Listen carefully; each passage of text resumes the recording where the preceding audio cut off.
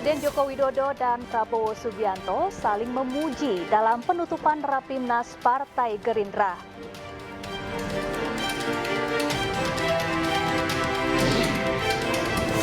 Jumlah daftar calon tunggal di Pilkada 2024 meningkat drastis. Apakah ini fenomena nyata atau rekayasa?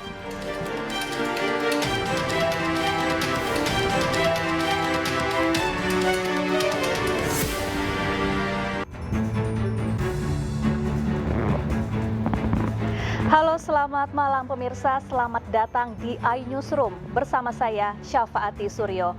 Kami akan membahas berita utama secara mendalam, komprehensif dan tentunya eksklusif. Dan sebagai pembuka iNewsroom kali ini, kami memiliki informasi sebuah wahana waterboom yang sudah tidak beroperasi alias mangkrak terbakar. Kebakaran diduga akibat pembakaran sampah di area lokasi.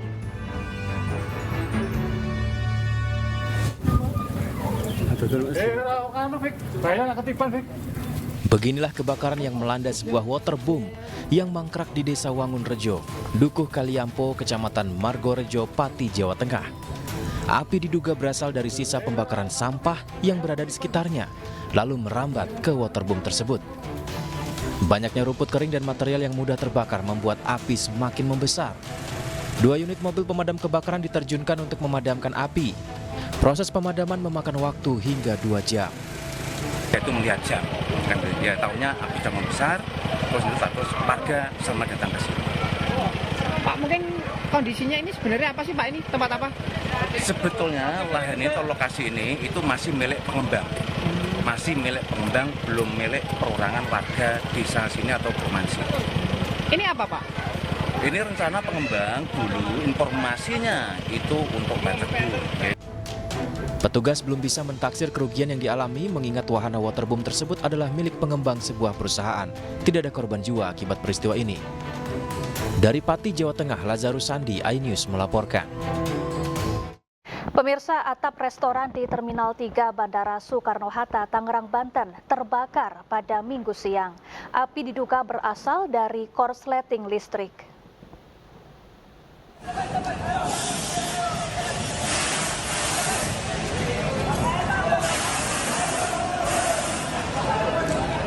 Beginilah api yang membakar atap restoran di area Terminal 3 Bandara Soekarno-Hatta, Tangerang.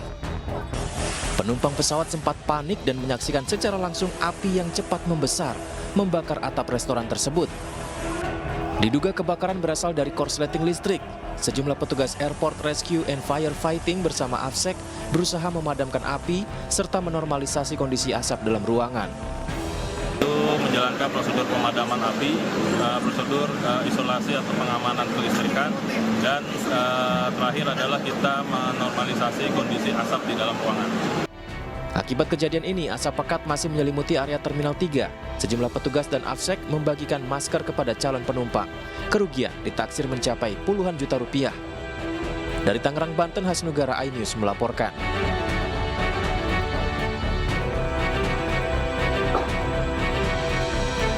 Kita ke informasi lain pemirsa, calon gubernur dan calon wakil gubernur DKI Jakarta Dharma Pongrekun dan Kunwardana menjalani tes kesehatan di RSUD Tarakan, Jakarta Pusat. Pemeriksaan berlangsung selama 11 jam. Calon gubernur dan calon wakil gubernur DKI Jakarta Dharma Pongrekun dan Kunwardana menjalani tes kesehatan di Rumah Sakit Tarakan, Jakarta Pusat.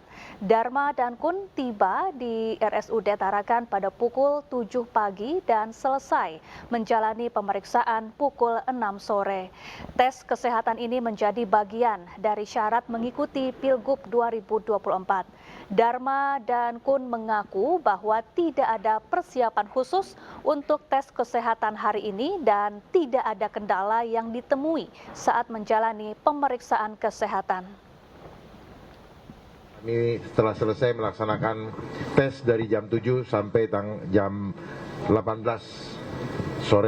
petang hari ini. Semua boleh kami jalani berkat kuasa dan ridho daripada Tuhan Yang Maha Kuasa. Dan selama tes tidak ada hambatan yang berarti, kami bisa lalui semua satu persatu dan Kami berdua mengucapkan terima kasih banyak atas segala support dan dukungannya. Ya, sejumlah bakal calon kepala daerah telah menjalani tes pemeriksaan kesehatan. Tes kesehatan menjadi persyaratan yang harus dijalani oleh para bakal calon kepala daerah.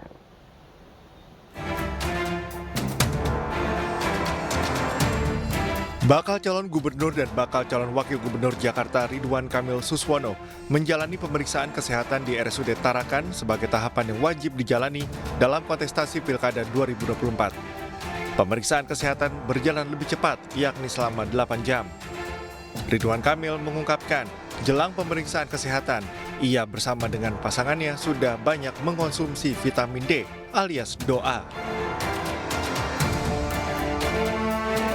Alhamdulillahirrabbilalamin. Dari 11 jam yang direncanakan, karena pasangan Ridho insya Allah sehat walafiat, kami bisa menyelesaikan 2 jam lebih cepat, ya 9 jam.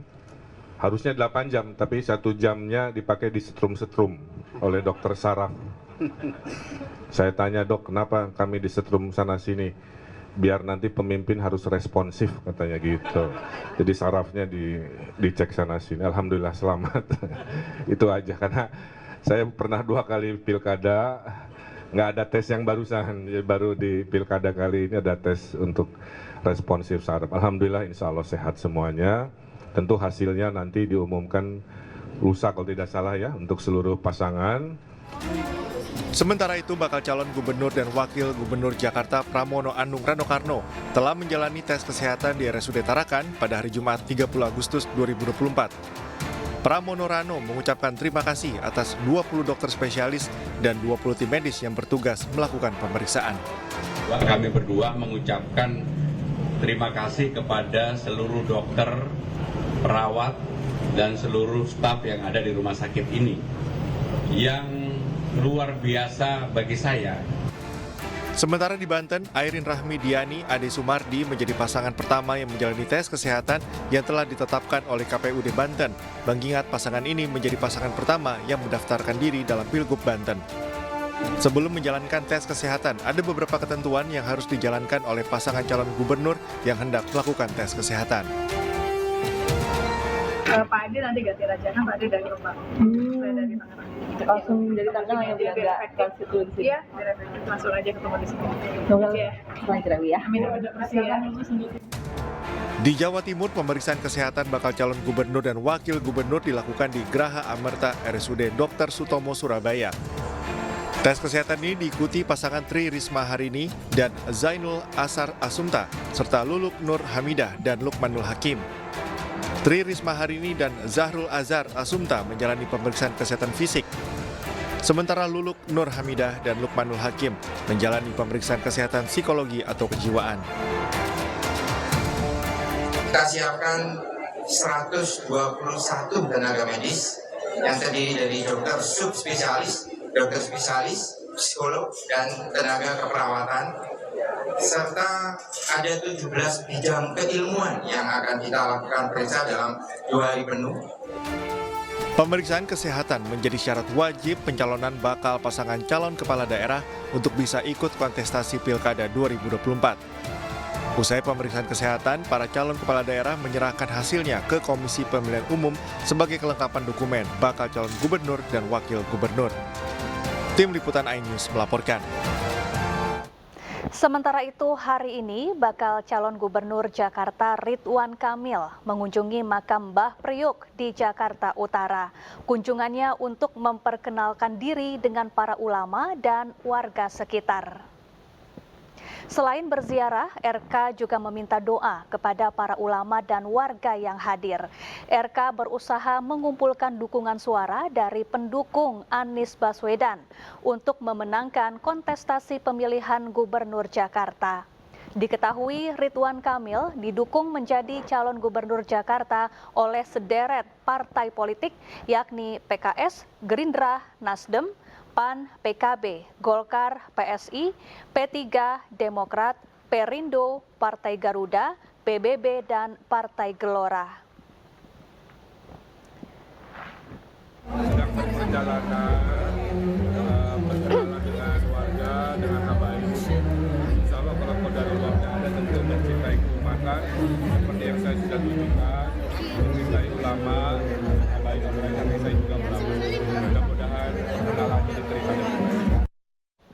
Sementara pasangan bakal calon gubernur dan wakil gubernur Jakarta Pramono Anung dan Rano Karno tak sengaja bertemu dengan mantan gubernur DKI Jakarta Anies Baswedan saat acara Car Free Day di kawasan Senayan, Jakarta Pusat. Ketiganya pun berbincang dengan hangat.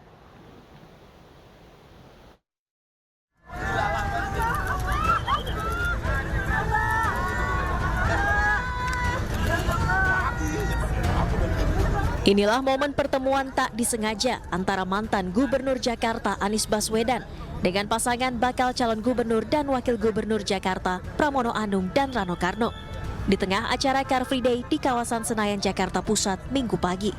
Dalam momen pertemuan ini, Anies, Pramono, Rano berbincang dengan hangat meski tak terlalu lama. Usai bercengkrama, Anies dan Pramono Rano lalu berfoto bersama dan saling berpamitan untuk melanjutkan agendanya masing-masing. Nah, untuk itu kita nanya nanti sama Mas Anies, Mas, ini Persija mau dibawa kemana? JIS bagaimana? Setelah ini bagaimana? Begitu juga nanti ketemu Pak Heru. Pak Heru, yang besar bagaimana ini sekarang? Menghadapi iklim, climate change, sekarang udah mulai masuk cacar monyet, antisipasinya seperti apa? Misal seperti itu. Gitu. Sebelumnya Anies Baswedan dan Rano Karno digadang-gadang akan berpasangan di kontestasi Pilkada Jakarta 2024. Keduanya pun telah bertemu di kantor DPP PDI Perjuangan Jakarta. Namun ternyata PDI Perjuangan justru mengusung Pramono Anung berpasangan dengan Rano Karno di Pilkada Jakarta. Tanpa acara deklarasi dukungan, keduanya langsung mendaftarkan diri sebagai pasangan calon di KPUD Jakarta pada Rabu 28 Agustus lalu. Tim Liputan iNews melaporkan.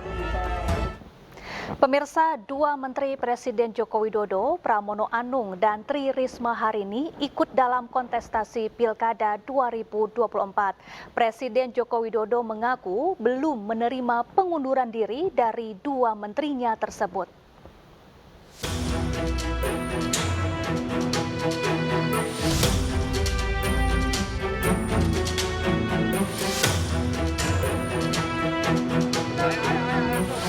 Dua pembantu Presiden Joko Widodo ikut dalam kontestasi Pilkada 2024. Di Pilkada Jakarta, Sekretaris Kabinet Pramono Anung maju sebagai calon gubernur berpasangan dengan mantan Gubernur Banten Rano Karno.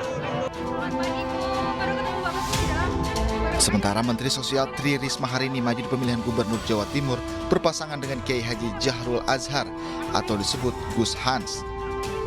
Presiden Joko Widodo telah mengizinkan Risma dan Pramono untuk maju di Pilkada 2024. Namun demikian, keduanya belum menyatakan mundur.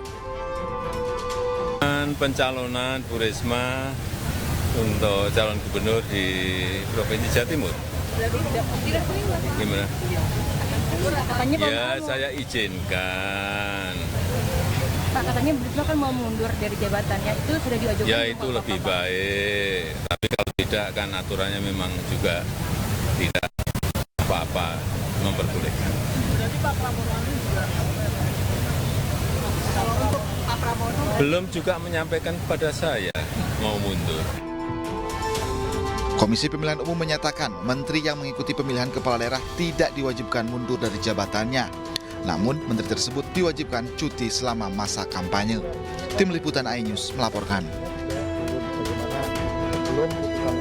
Jumlah daftar calon tunggal di Pilkada 2024 meningkat drastis. KPU terpaksa perpanjang masa pendaftaran calon hingga 4 September. Selengkapnya kami ulas usai jeda, tetaplah di iNewsroom.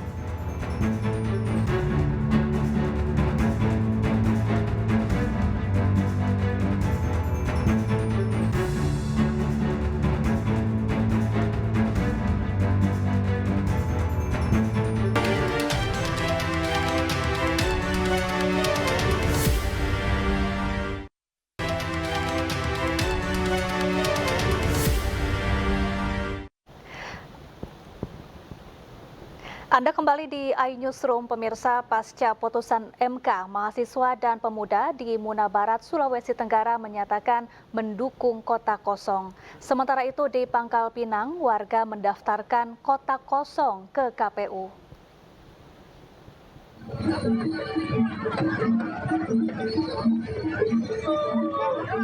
Ratusan mahasiswa dan pemuda yang mengatasnamakan Front Pemuda Penyelamat Demokrasi Muna Barat, Kabupaten Muna Barat, Sulawesi Tenggara, menyatakan mendukung kota kosong dalam pemilihan bupati serentak di Kabupaten Muna Barat November mendatang.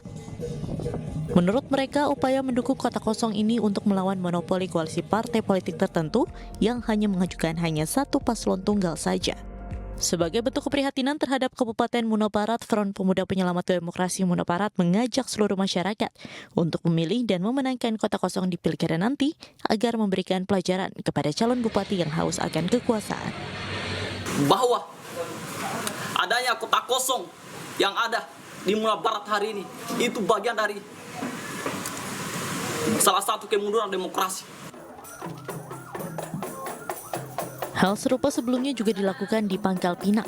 Massa yang tergabung dalam relawan kota kosong di Pangkal Pinang, Bangka Belitung menggelar aksi dengan berjalan kaki menuju kantor KPU Pangkal Pinang. Mereka mendaftarkan kota kosong dan meminta KPU memfasilitasinya layaknya pasangan calon. Relawan juga mengajak masyarakat untuk memilih kota kosong pada pemilihan wali kota Pangkal Pinang 2024. Koordinator relawan menyebut kota kosong merupakan sebuah pilihan dalam demokrasi. Tim Liputan iNews melaporkan. Jumlah daftar paslon tunggal di Pilkada 2024 meningkat hampir 2 kali lipat dibandingkan Pilkada 2020. Terkait hal itu, KPU memperpanjang masa pendaftaran calon selama 3 hari mulai 2 September 2024. Seiring dengan adanya calon tunggal di 43 wilayah dalam gelaran Pilkada 2024, Komisi Pemilihan Umum memutuskan memperpanjang masa pendaftaran calon kepala daerah di wilayah yang hanya diikuti oleh satu pasangan calon. Perpanjangan pendaftaran tersebut dilakukan selama 3 hari.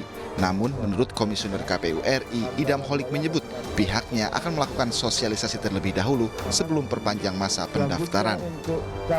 Akan memperpanjang masa pendaftaran. Perpanjangan masa pendaftaran ini terlebih dahulu dilakukan masa sosialisasi.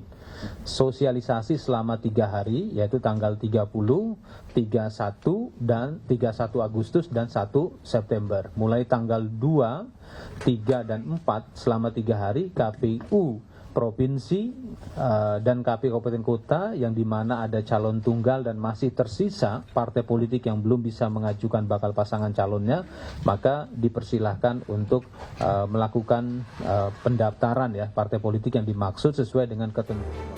Diketahui jumlah calon tunggal di Pilkada 2024 meningkat dibandingkan Pilkada 2020. Pada tahun 2020 lalu hanya ada 25 calon tunggal, sedangkan pada tahun ini jumlah calon tunggal meningkat hampir 2 kali lipat. Lalu apakah banyaknya pasangan calon tunggal di Pilkada 2024 merupakan fenomena atau justru rekayasa? Tim Liputan iNews melaporkan. Ya pemirsa, Komisi Pemilihan Umum mengumumkan potensi adanya kota kosong di 43 wilayah karena hanya ada satu pasangan calon yang mendaftar ikut kontestasi pilkada. Padahal MK sudah menurunkan ambang batas kursi untuk pencalonan kepala daerah. Lalu kenapa hal ini masih terjadi? Kita akan membahasnya bersama dengan Komisioner KPU, ada Mas Idam Holik dan juga Hoirunisa Nur Agustiati, Direktur Eksekutif Perludem. Selamat malam Mas Idam dan juga Mbak Ninis, apa kabar? Malam Mbak. Malam Mbak. Malam.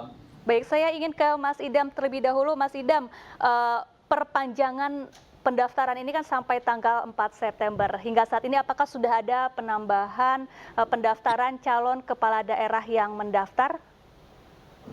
Perpanjangan masa pendaftaran ini baru akan dimulai tanggal 2 September. Ya. 2, 3, 4 September selama 3 hari pendaftaran akan diekstensi atau diperpanjang karena memang perintah pasal 54C ayat 1 huruf A itu harus diperpanjang. Jadi konstruksi undang-undang pilkada itu berharap sebenarnya pilkada itu tidak hanya satu pasangan calon atau calon tunggal ya, tetapi jika memang nanti setelah diperpanjang masih tetap saja satu pasangan calon, sekarang pertanyaannya apakah legal, apakah konstitusional? Ya, tetap legal atau tetap konstitusional karena hal tersebut diatur di dalam pasal 54C dan 54D Undang-Undang Nomor 10 Tahun 2016 yang hal tersebut merujuk pada amar putusan Mahkamah Konstitusi Nomor 100/PU strip 13 Romawi /2015. Tapi tentunya sebagai amanah dari undang-undang kami harus memperpanjang masa pendaftaran ini. Baik. Lalu saat ini bagaimana sosialisasi yang sedang dilakukan oleh KPU jelang perpanjangan masa pendaftaran? Ada 43 wilayah yang kemarin pasangan calonnya hanya satu pasangan calon yang mendaftar.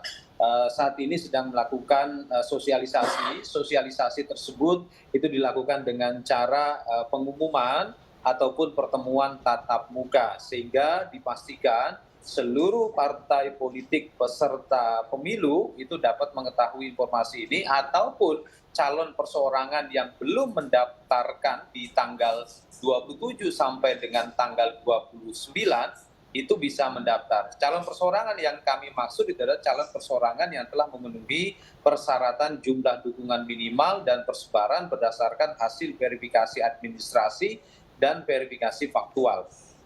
Baik. Saya ingin ke Mbak Ninis. Mbak Ninis, meskipun ada putusan MK yang menurunkan ambang batas pencalonan kepala daerah, namun kenapa kotak kosong ini masih cukup banyak, bahkan jumlahnya meningkat dari pilkada sebelumnya? Apakah ini fenomena atau rekayasa begitu, Mbak Ninis? Iya, memang betul ya, di tanggal 20 Agustus yang lalu kan Mahkamah Konstitusi sudah memutuskan ya di putusan nomor 60 yang sebetulnya memberikan kesempatan bagi partai politik yang sebetulnya memberikan partai politik jadi bisa lebih berdaya mengusung calonnya sendiri di pilkada gitu ya, tapi ternyata tidak dimanfaatkan secara maksimal. Karena kalau syarat sebelum putusan Mahkamah Konstitusi kan kita tahu syaratnya cukup berat. Harus memiliki 20% kursi atau 25% suara, yang jarang sekali ada partai politik bisa mengusung sendiri. Mau nggak mau harus berkoalisi, dan terkadang koalisinya besar, koalisinya gemuk gitu ya. Nah ini kan sebenarnya sudah dikasih kesempatan sama Mahkamah Konstitusi, karena dengan putusan Mahkamah Konstitusi ini kan syaratnya jadi jauh lebih mudah, rentangnya hanya 6,5 sampai plus 10% dari jumlah suara. Jadi basisnya jumlah suara saja gitu ya, nggak pakai jumlah kursi lagi. Nah tapi ternyata ada partai politik di 43 daerah ini tidak memanfaatkan hal itu. Nah saya rasa faktornya banyak. Pertama bisa jadi partai politik mungkin nggak siap secara kaderisasi gitu ya. Bisa jadi di 43 daerah itu partai-partai nggak punya kader yang dirasa jadi champion gitu ya untuk bisa diusung di kompetisi pilkada ini, sehingga mau nggak mau harus berkoalisi dengan partai politik yang lainnya. Nah yang berikutnya juga bisa dikatakan bahwa calon tunggal ini kan cara cepat untuk bisa menang pilkada. Karena kalau kita lihat trennya ya dari 2015, 17, 18, 20 trennya calon tunggal ini mayoritas menang. Hanya pernah kalah satu kali di Kota Makassar tahun 2018. Nah artinya kan kalau memang mau cepat menang gitu ya, dibeli aja semuanya gitu ya, ada di dalam satu perahu yang besar, mengusung satu pasangan calon saja, potensi kemenangannya jadi lebih besar gitu ya. Nggak perlu ada adu gagasan gitu ya, nggak perlu ada perdebatan antara satu kandidat dengan kandidat yang lainnya. Dan apalagi kalau misalnya ya publiknya misalnya tidak terinformasikan bahwa kalau daerah-daerah yang calon tunggal ini sebetulnya boleh loh memilih kotak kosong. Bukan berarti kalau calonnya hanya satu harus itu yang dipilih. Tapi nggak ada mekanisme yang lainnya. Kan ada mekanisme kotak kosong. Nah kalau informasi-informasi ini nggak tersampaikan gitu ya, ya tentu ini jadi tadi jalan pintas untuk menang juga gitu Mbak. Jadi dan saya juga melihat bahwa pemilu dan pilkada yang diselenggarakan di satu tahun yang sama, ini bisa jadi salah satu pengaruhnya juga. Karena kan kita baru pemilu kemarin Februari, hasilnya sudah kelihatan gitu ya. Bisa jadi koalisi yang kemarin ada di pemilu yang 5 kotak itu, Pilpres katakanlah, itu ingin diteruskan di daerah gitu ya. Makanya kan sekarang misalnya kita tahu misalnya ada Kim Plus, koalisi pengusung Pilpres ingin lebih besar, itu kemudian diusung di pilkada supaya mungkin ada keinginan bangunan koalisi di tingkat pusatnya bisa sebangun dengan yang ada di daerahnya. Kita tahu pendaftaran Agustus ya, sekarang kemarin Agustus, lalu nanti pemerintahan baru akan dilantik Oktober, pilkadanya November, ini menurut saya saling berkaitan juga Mbak. Baik, Mas Idam, jika seandainya nanti kotak kosong ini akhirnya memenangkan pemilihan kepala daerah, kemudian bagaimana mekanisme selanjutnya untuk kemudian pengisian jabatan kepala daerah di wilayah tersebut? Pasangan calon tunggal dalam pilkada dapat tidak bisa memenangkan pemilihan itu apabila calon tersebut tidak memperoleh suara sah lebih dari 50%.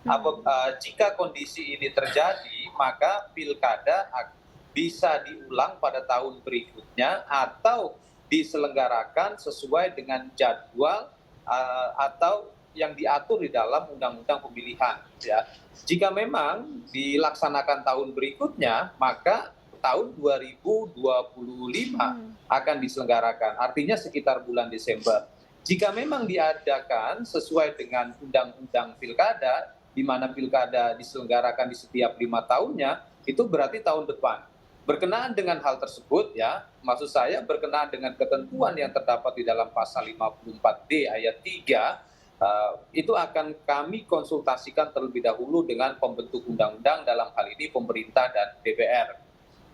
Baik. Karena nanti akan berimplikasi pada pembiayaan pilkada itu sendiri. Pada umumnya 43 wilayah yang hari ini baru terdapat satu pasangan calon yang telah mendaftar, itu desain anggarannya hanya untuk pilkada di tahun 2024. Dan kita ketahui hari ini untuk anggaran APBD 2025 pada umumnya telah ditetapkan di daerah. Sehingga penting bagi kami untuk melakukan konsultasi terlebih dahulu kepada pembentuk undang-undang, apalagi memang konsultasi itu bersifat wajib berdasarkan amar putusan Mahkamah Konstitusi. Baik, jadi pilkada bisa diulang di tahun berikutnya, yaitu tahun 2025 ya, Mas Idam?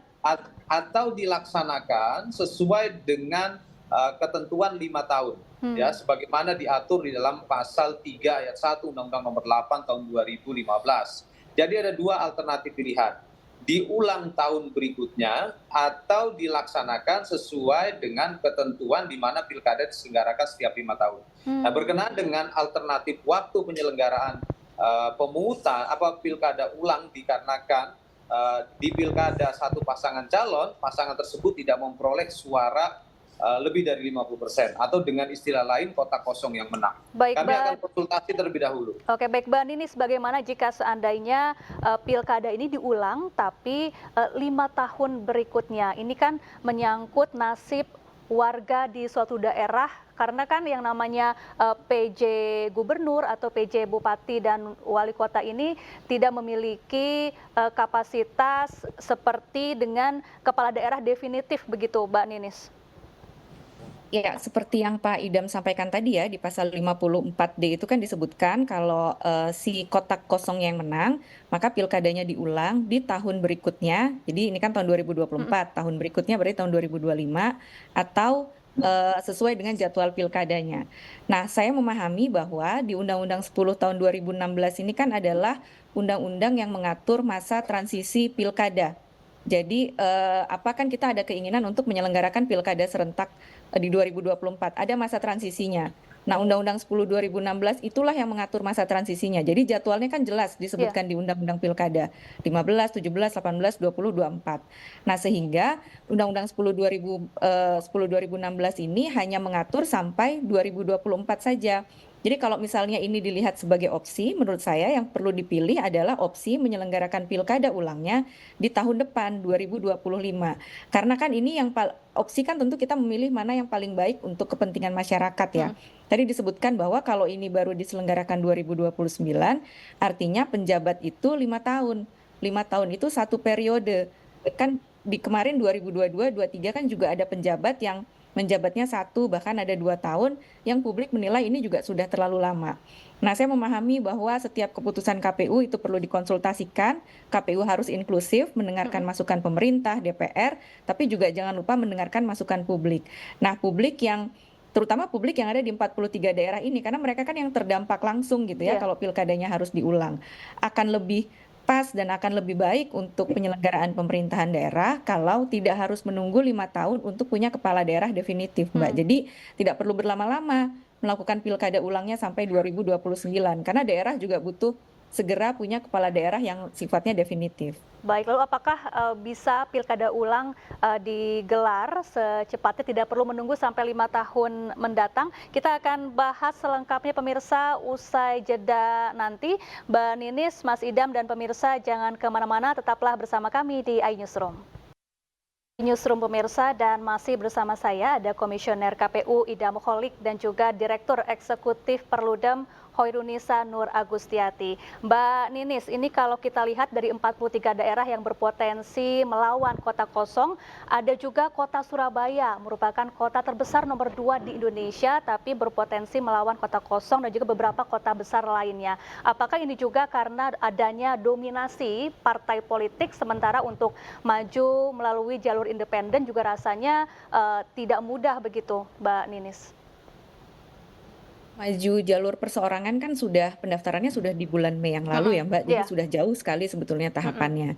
Nah, memang seperti yang saya sampaikan tadi bahwa partai politik pasti berhitung betul ya, potensi kemenangannya ada di mana. Kalau dia kemudian menghitung ya, misalnya dia mau mengusung calonnya sendiri gitu ya, tapi potensi kemenangannya kecil, saya rasa partai politik juga berhitung. Sehingga ketika di 43 daerah ini gitu ya, partai-partai merasa ingin instan secara menang, ya memang paling mudah mengusung semua partai politik ini ada dalam satu bangunan koalisi yang sama gitu ya, yang besar. Seperti misalnya di daerah-daerah, di 43 daerah ini salah satunya kota Surabaya. Nah, ini kan sebetulnya juga menjadi pertanyaan kepada partai politik sebetulnya. Kenapa dia tidak mempersiapkan kadernya sejak lama gitu.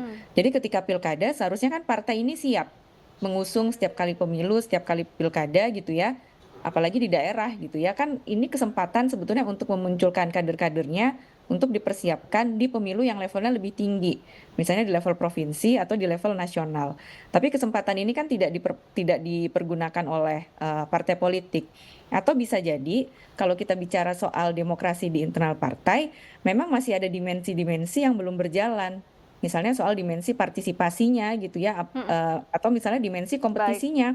Jadi dari sisi pencalonannya itu tidak mempersiapkan kadernya gitu ya, sehingga ya partai dengan lebih memilih untuk mengusung kader partai orang lain kalau dia bergabung dengan koalisi yang besar. Baik, Mas Idam, terakhir lalu bagaimana antisipasi atau persiapan dari KPU dalam menggelar pilkada serentak yang jika seandainya memang jadi akan ada cukup banyak kotak kosong yang melawan calon tunggal di beberapa daerah di Indonesia? Jika memang nanti setelah dilakukan perpanjangan masa pendaftaran dan ternyata tidak ada perubahan komposisi pesertaan ataupun calon yang didaftarkan, maka kotak kosong tetap legal. Ya, karena hal tersebut diatur di dalam Undang-Undang Pilkada. Memang yang menjadi kurang lengkap itu ada pada persoalan alternatif pilihan politik pemilih ya. Dan kita ketahui bicara tentang pilkada, Undang-Undang Pilkada itu mendesain tidak sekedar pada persoalan kontestasi elektoral, tapi juga bagaimana pasangan calon ini menawarkan visi, misi, dan program pasangan calonnya berkenaan dengan rencana pembangunan, dan ini yang perlu kita kedepankan. Kalau satu pasangan calon, tentunya kontestasi gagasan itu tidak terjadi. Karena satu pasangan calon, dan nanti dalam debat pasangan calon itu hanya panelis yang bertanya, berbeda dengan pasangan calon yang lebih dari satu, misalnya 2, 3, dan 4, itu pasti debat pasangan calonnya lebih menarik. Kalau satu pasangan calon lebih terkesan monolog atau seperti orang ujian menjawab penguji. Nah, ini mungkin perlu jadi catatan kita bersama. Mudah-mudahan perpanjangan masa pendaftaran pasangan calon ini efektif, di mana semakin sedikitnya wilayah yang pilkadanya dengan satu pasangan calon. Mudah-mudahan ya, tapi tentunya jika memang hal tersebut tidak bisa dihindarkan, artinya tidak ada penambahan pasangan calon yang didaftarkan, sekali lagi kami tegaskan pilkadanya tetap legal. Baik, terima kasih Mas Ida Moholik, Komisioner KPU, dan juga Mbak Hoirunisa, Direktur Eksekutif Perludem, telah bergabung bersama kami di iNewsroom. Salam sehat selalu. Pemirsa, Babeh Benyamin Sueb dalam sinetron Sidul Anak Sekolahan pernah meminta Dul alias Rano Karno jadi gubernur Jakarta. Apakah mimpi Babeh Sabeni bisa terwujud? Kita akan membahasnya dengan Rano Karno setelah jeda berikut. Tetaplah bersama kami.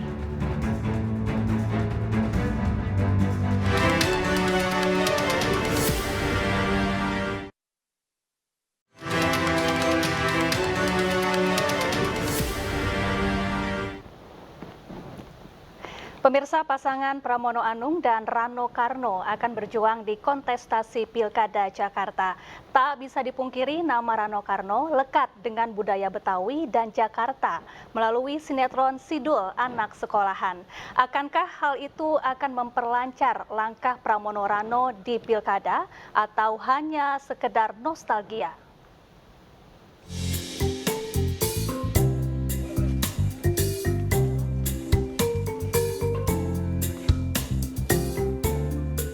Bakal calon wakil gubernur Jakarta, Rano Karno, hari ini berziarah ke makam Benyamin Sueb alias Babeh Sabeni dan Aminah Cendrakasih alias Maknya di TPU Karet Bifak, Jakarta. Bersama istri dan artis muda Ray Bong, Rano Karno membawa beberapa tangkai bunga matahari di pusaran makam Babeh Sabeni dan Maknya. Raut kesedihan terlihat di wajahnya. Bagaimana tidak? Bersama Babe dan Maknya, nama Rano Karno semakin dikenal publik hingga sekarang dari sinetron Sidul Anak Sekolahan. Ucapan Babeh Sabeni dicuplikan sinetron tersebut yang ingin Dul jadi gubernur seolah terwujud nyata. Bukan itu yang gue mau, Dul. Sekali-sekali lo jadi gubernur gitu. Babe ini namanya Sabeni kalau dalam film Sidul. Tapi beliau ini saya sudah bersahabat dengan beliau sejak saya kecil. Bahkan sebelum saya main film pun saya sudah kenal. Apalagi keakraban kami ini memang setelah Sidul Anak Sekolahan tahun 92. Di situ saya akrab. Nah, jadi kalau saya menarik dari perjalanan apa yang terjadi sekarang ini kok begini ya gitu ya. Apa yang diucapkan doa bagi saya gitu dah. Walaupun mungkin absurd, misalnya dia bilang sekali-kali gue melihat lo jadi gubernur. Saya pernah jadi gubernur di Provinsi Banten. Sebetulnya saya udah capek istirahat aja. Nggak taunya saya dapat tugas. Pernah menjadi wakil Bupati Tangerang tahun 2008 hingga 2013 dan wakil Gubernur Banten 2012 hingga 2015. Rano Karno, Sidul, benar-benar jadi gubernur di tahun 2015 hingga 2017. Rano Karno naik jadi gubernur Banten tahun 2015, menggantikan Ratu Atut Khosyah yang waktu itu terjerat kasus korupsi. Dan kini, pasangan Pramono Anung Rano Karno akan bertarung di kontestasi Pilkada Jakarta 2024. Tak bisa dipungkiri, lekatnya Jakarta dan Betawi memang ada di diri Rano Karno yang menjadi pemeran utama di sinetron Sidul Anak Sekolahan. Rano Dul Karno, nostalgia atau aksi nyata? Tim Liputan iNews melaporkan.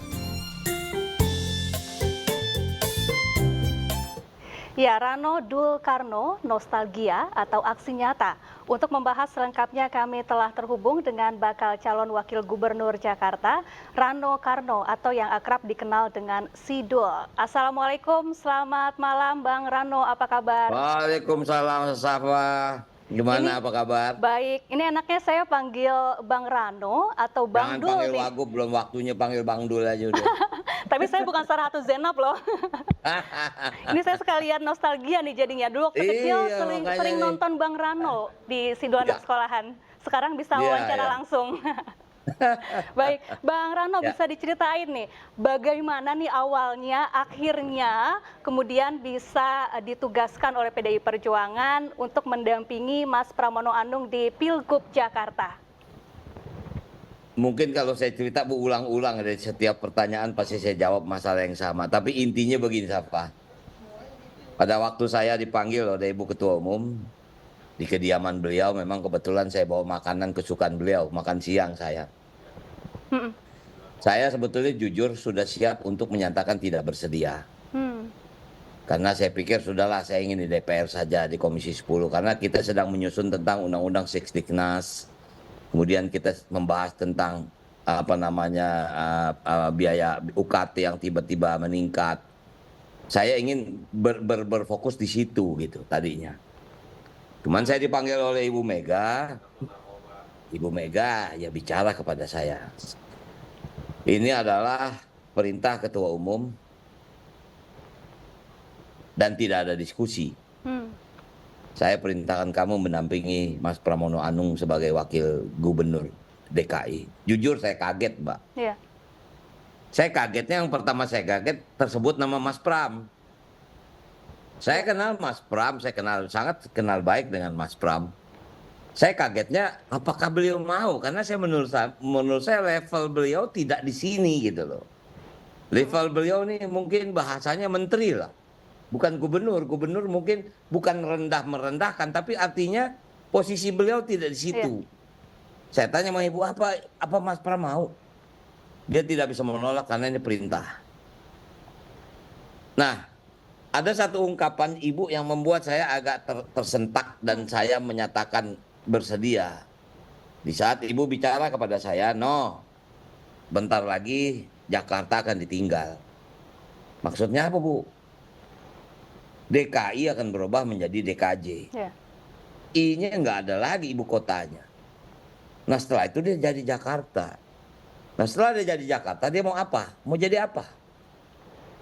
Yang bikin saya agak terkejut, Ibu menunjuk saya. Kamu kan orang Betawi. Bagaimana nanti nasib warga Betawi? Wah, saya berpikir tuh, Mbak. Jujur saya berpikir, yang ada di benak saya pada waktu itu, yaitu ucapan almarhum Sabeni, babe saya, babenya Sidul. Kok tiba-tiba runtunannya ke sini? Saya bilang, ya kalau memang satu ini udah perintah Ibu, dan saya surprise luar biasa, ya saya minta maaf, saya tidak membesar-besarkan seorang Ibu Megawati, tapi kita tahu beliau adalah presiden kelima yang berpikir tentang Nusantara atau Indonesia Raya. Kok dia sangat khawatir dengan Jakarta di saat ibu kota sudah pindah? Baik, jadi yang membuat Bang Rano akhirnya mantap untuk maju di Pilgub Jakarta ini karena memang murni panggilan hati atau mungkin karena ingin mewujudkan cita-cita dari almarhum Babeh Sabeni? Saya jujur agak tersendak setelah Ibu menyadarkan saya. Saya minta maaf, Mbak. Sebetulnya saya udah posisi tidak ingin maju. Saya sudah cukup lah, usia saya 63 tahun. Saya ingin fokus di Komisi 10. Saya pikir sudahlah. Saya pernah menjadi gubernur, Mbak. Saya pernah jadi wakil bupati, saya pernah jadi wakil gubernur, dan saya pernah jadi gubernur. Memang bukan gubernur di Jakarta. Artinya cukuplah. Cuma setelah Ibu bicara tentang Jakarta akan ditinggal, dia tidak menjadi ibu kota dan akan menjadi Jakarta. Apa Jakarta selanjutnya? Nah, itu yang membuat saya jujur saya agak tersendak. Saya bilang kalau gitu saya siap, Bu. Saya siap. Baik, itu baik sebetulnya Bang alasan. Rano, kalau kita lihat kembali saat kemarin Bang Rano dan Mas Pramono mendaftar ke KPU menaiki kendaraan oplet nih ya. Apa maksudnya Bang Rano? Apakah memang ingin membangun sisi nostalgia warga bersama sosok Sidul anak sekolahan? Artinya begini, jadi setelah saya siang ketemu dengan Ibu, saya disuruh sama Ibu ketemu sama Mas Pram. Saya jam 7:30 saya datang ke rumah Mas Pram yang kebetulan nggak jauh dari rumah saya. Saya ketemu beliau. Beliau tanya pertama, siap nggak kamu dampingin saya? Saya bilang siap, Mas. Siap nggak kita isi pilkada ini dengan bahagia? Oh siap, memang ini pesta kita. Nah kalau pesta, besok kita daftar. Luar biasa sebetulnya, Mbak. Makanya maaf, kita nggak ada deklarasi, kita langsung. Jadi supaya Mbak bayangin, itu semua persiapan hanya 1 malam. Nah, saya bilang, apa nih kita mesti isi kan? Nah, karena ini kan ya istilahnya tentu dalam tanda kutip, tentu ini kan ada unsur berita, ada unsur news, ada unsur hiburan. Saya bilang, Mas, saya ada oplet, gimana? Boleh nggak saya bawa oplet? Udah bawa. Nah, kemudian telepon, ada ya, maaf kebetulan kami ada marching band gitu, ada Black Bull marching band. Udah kita panggil. Kemudian Tanjidor, kemudian artinya kita mencoba membuat apa ya, suasana pilkada di DKI itu bahagia. Udah selesailah kita untuk apa ya, untuk berpikir bahwa ini perang atau ini lawan. Udah selesai. Masyarakat Jakarta udah jenuh, udah capek, malah mau buru-buru, udah segera pilkada supaya ketahuan siapa gubernurnya. Singkat kata, kita mau happy. Iya. Karena itulah kita isi dengan kesenian, dengan kebudayaan. Baik Bang Rano, ini sebagai anak Betawi asli, bagaimana Bang Rano kemudian melihat kondisi Jakarta saat ini? Jakarta bisa lebih berkembang kalau di manage dengan lebih baik dari apa yang sekarang. Manage ini bukan hanya ekonomi loh Mbak. Jakarta ini populasinya sangat unik Mbak. Siang hari dia bisa 13-14 juta, tapi malam hari hanya 9 juta. Singkat kata, 4 juta itu adalah pendatang dari wilayah Jabodetabek punjur. Kalaupun kita lihat kemacetan terjadi pada jam-jam kerja. Nah ini harus dikelola. Nah, dengan akan pindahnya ibu kota ke IKN, minimal 4% populasi masyarakat Jakarta akan berkurang.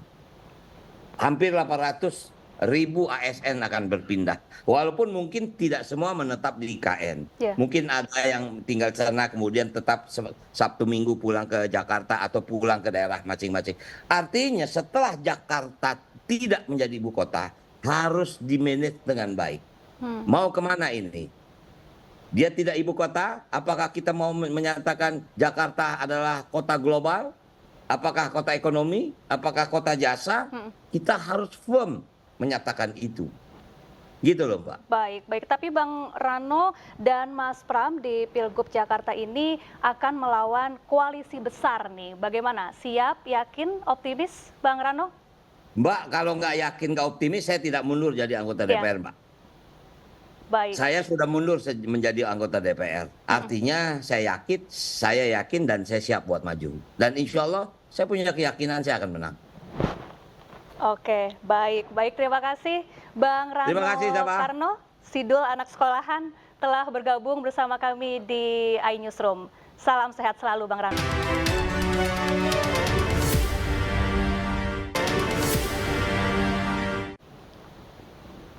Pemirsa, Presiden Joko Widodo mengaku gembira saat berada di tengah-tengah kader Partai Gerindra. Jokowi mengungkapkan Partai Gerindra beruntung dipimpin oleh Prabowo Subianto, sosok yang digambarkan sebagai seorang visioner, patriot, dan pantang menyerah.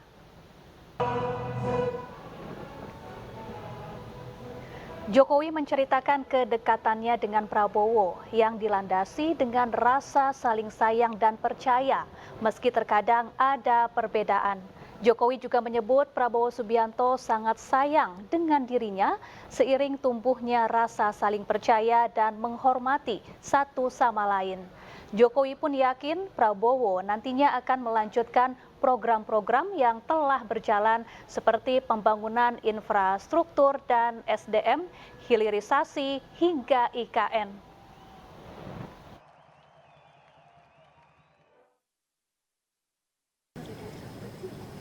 Buat saya, Prabowo Subianto itu sangat spesial.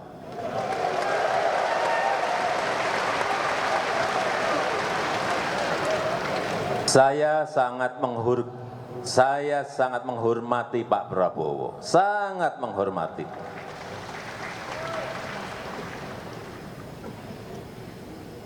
Kalau dalam beberapa kesempatan Pak Prabowo beberapa kali menyampaikan bahwa beliau merasa sangat cocok, merasa sangat sayang dengan saya. Ya, begitu juga. Itu juga yang saya rasakan.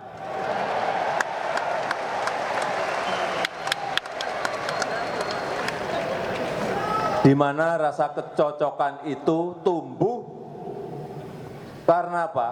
Karena saling rasa percaya.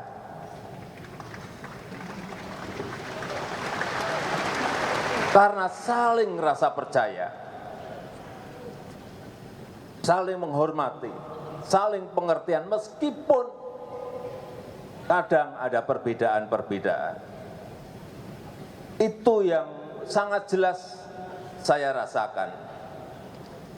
Saya merasa bisa saling percaya dengan Bapak Prabowo Subianto.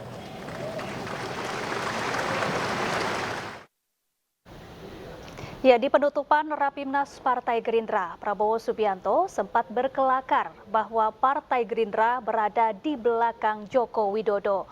Prabowo menyebut jika ada yang mencubit Jokowi, maka seluruh Partai Gerindra yang juga merasakannya. Hal tersebut disampaikan Prabowo seraya berterima kasih atas kepemimpinan Jokowi selama 2 periode. Terima kasih pengabdian Bapak sekian tahun.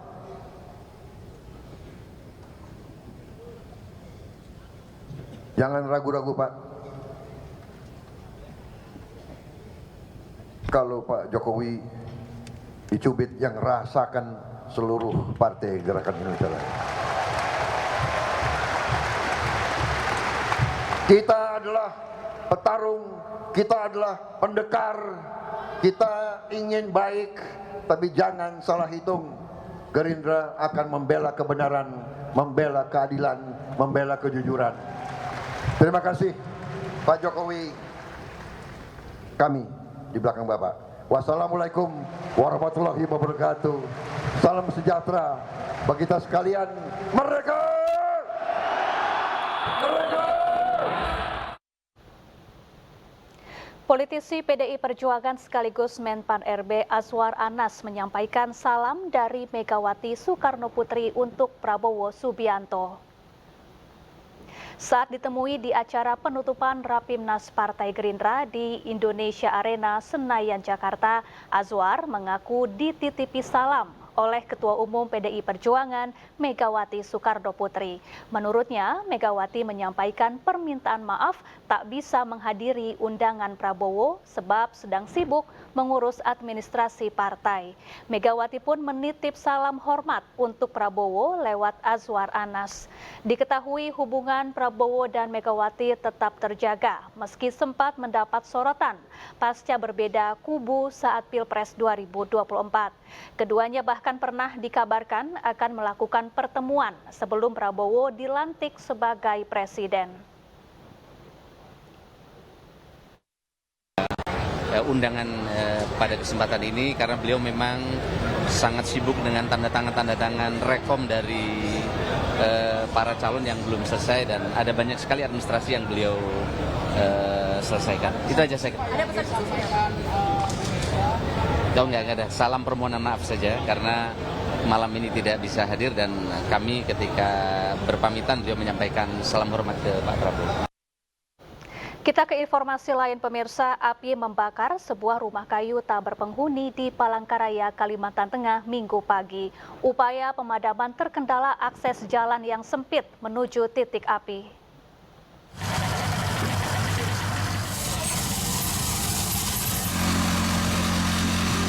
Kebakaran besar menghanguskan sebuah rumah kayu di Jalan Bukit Keminting 7, Kelurahan Palangka, Kecamatan Jekan Raya, Palangkaraya, Kalimantan Tengah Minggu pagi. Kobaran api dengan cepat melahap bangunan rumah yang terbuat dari material kayu dan seng. Warga panik dan khawatir karena lokasi kebakaran berdekatan dengan rumah mereka. Sementara tim pemadam tiba di lokasi bersama relawan langsung melakukan upaya pemadaman.